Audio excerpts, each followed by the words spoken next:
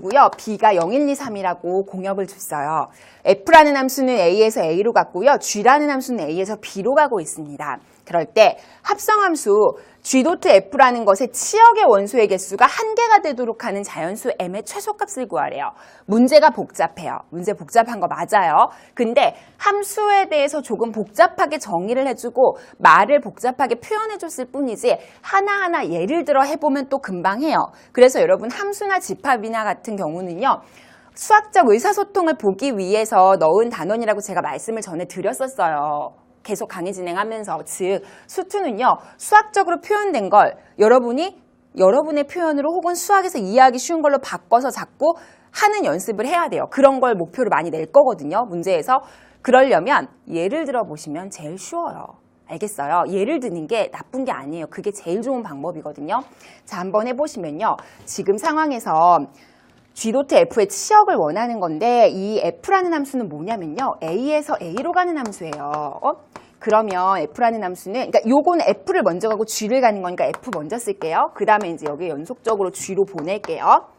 자, 그럼 여긴 자연수예요. 지금 이렇게 쭉 가고 있는 중인데 a라는 것도 역시 자연수인데 그럼 얘가 어디로 가냐면 mx로 가는 거니까 m으로 가고 이거는 2m으로 가고 이거는 3m으로 가고 이거는 4m으로 가고 이렇게 가는 중인 거예요.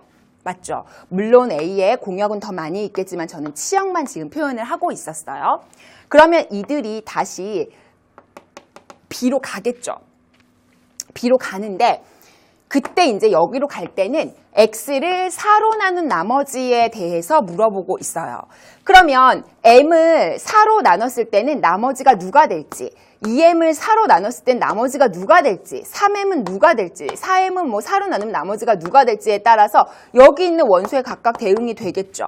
근데 4로 나눴을 때 나머지는 모든 자연수를 4로 나눠보면 나머지가 0이든지 아니면 1 아니면 2 아니면 3밖에 없죠. 그게 다죠. 4로 나눠서 나머지는. 그래서 자연스럽게 공역은 0, 1, 2, 3을 준 거예요. 근데 누가 누구로 오는지는 이제 따져보면 되는 거죠. 그러면 여러분 이런 문제를 풀 때는요. M을 그냥 따져보시는 거예요. M이 뭐부터 따지냐?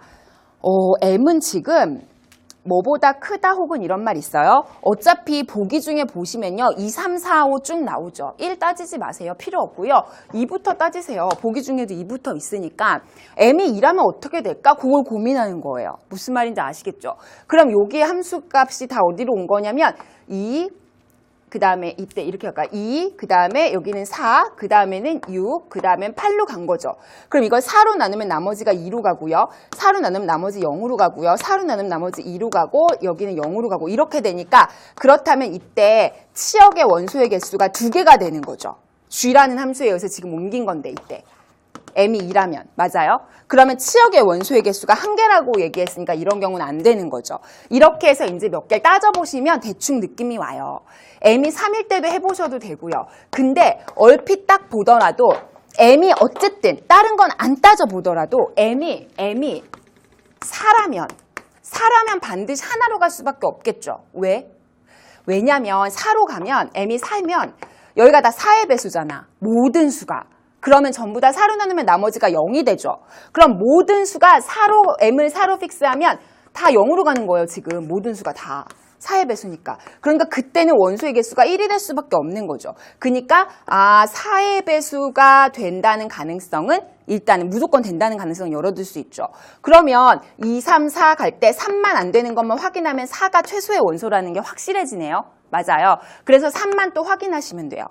3일 때, m이 3일 때 넣어보시면요. 여기 m 3일 때 넣어보면 3, 여기는 6, 그 다음에 여기는 3, 3은 9, 여기는 3, 4, 10이죠. 이게 m이 3일 때예요.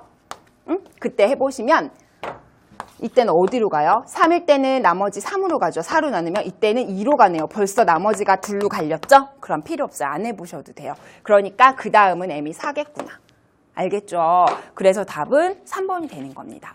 문제가 좀 뻑적지근해 보여요. 뭐가 있어 보여요. 그렇지만 실제로 하나하나 해보다 보면 의미만 이해하면 그 다음부터는 여러분이 할 수 있는 문제 됐어요. 생소한 함수를 이해하는 능력, 제가 항상 강조했습니다. 생소한 집합을 이해하는 능력 정말 중요합니다. 이런 것들은 한 개 한 개 해보면서